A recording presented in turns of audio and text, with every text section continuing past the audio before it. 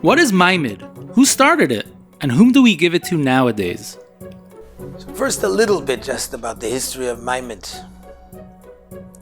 Maimod was something that was already done back in the time of the Alter Rebbe, and perhaps even before. But we know that in the time of the Alter Rebbe there was what's called maimod beis harav, which means to, in essence, support the Rebbe's family by Chassidim each giving money and a certain type of tax, a monthly amount that the Chassidim give in order to connect, in order to support the Rebbe's needs. It was something which was always a very important thing amongst Chassidim, not just for the material aspect of it, as we'll explain.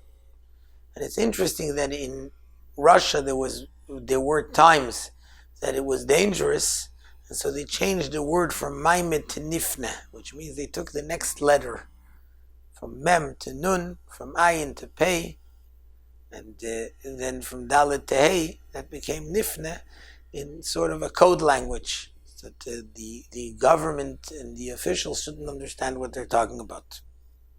And that name stuck even in the Rebbe's letters many times. This concept and this name stuck.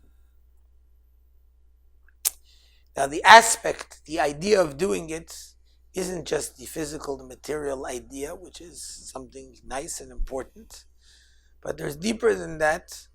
We know that Chassidim said, the line in Chassidus, it says, Isha niknes b'shloisha drachim.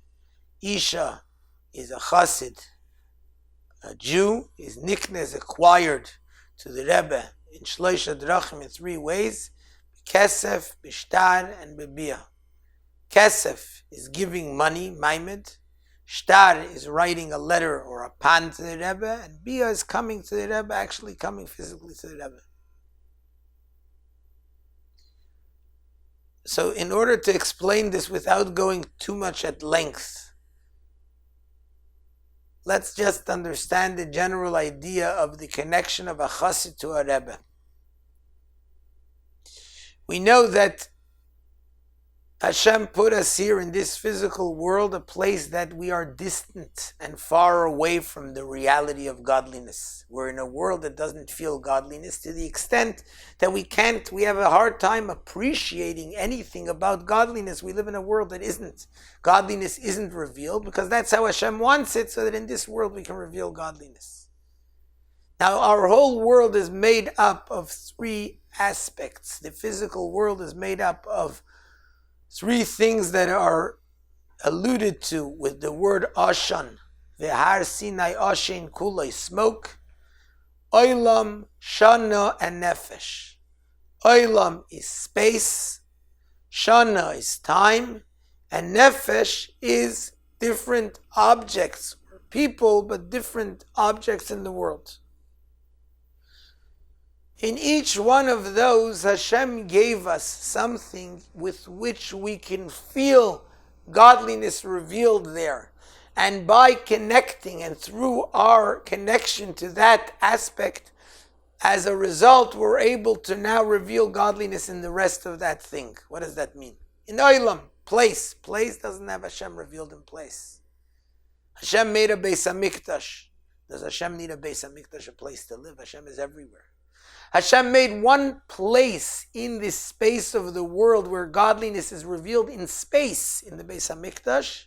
And as a result, it's chaloino iskufim atumim, the windows of the Beis HaMikdash are to let the light out. As a result, now a Jew can bring this light to the entire concept of space of the world, that he realizes that Hashem is everywhere in every space.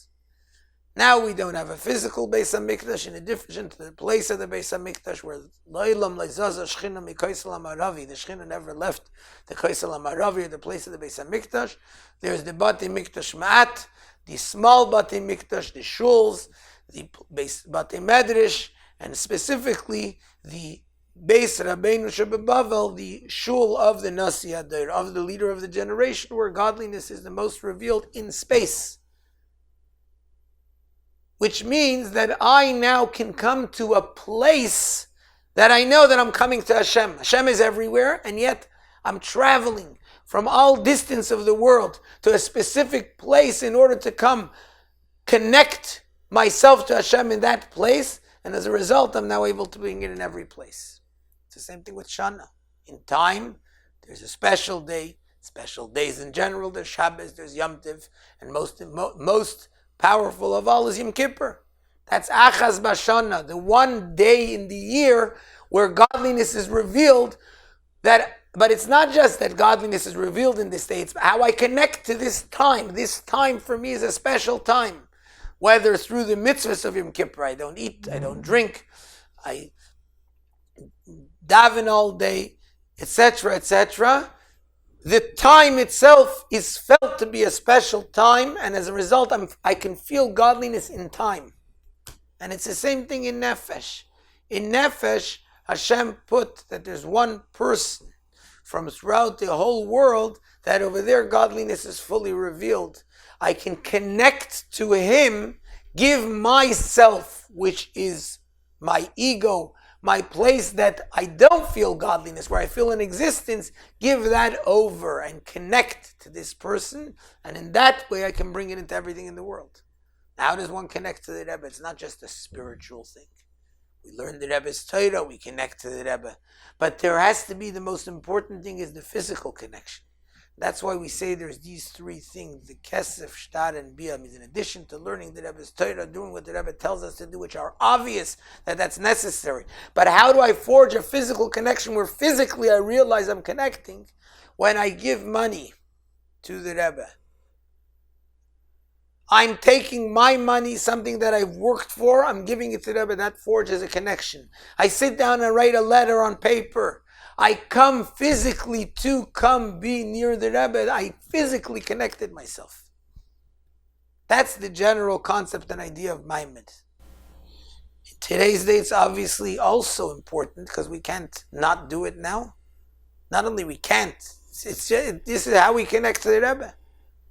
And the general way, when a person gives something to the Rebbe's Moised, he gives something to the institution of the Rebbe, he's giving to the Rebbe, he's giving to the Rebbe's pullahs, to the Rebbe's things, whichever way, every person in his way. But the important thing is, there's the idea that I'm giving money to the Rebbe in whichever way it is. It's not that the Rebbe needs my money, and it's not just because it's a mitzvah of tzedakah.